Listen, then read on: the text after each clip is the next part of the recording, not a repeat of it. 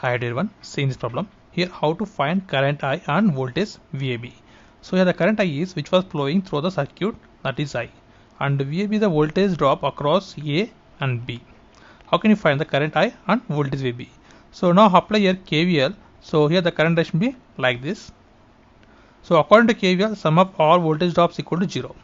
So that is minus 30 plus, and here the voltage is 3 into the current I passing, that is 3I, and it is minus 10 plus 5 into I, and it is plus 8. So that is equivalent to 0 according to KVL.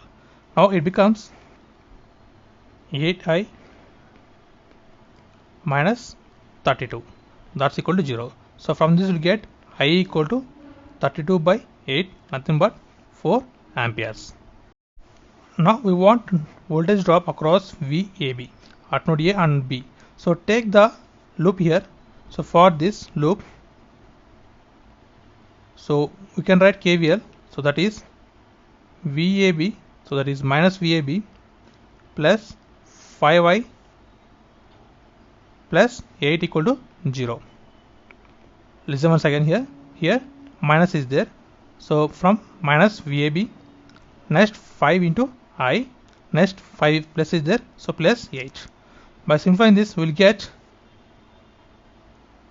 VAB equal to 28 volts. So after substituting current I in this equation, we will get voltage VAB equal to 28 volts.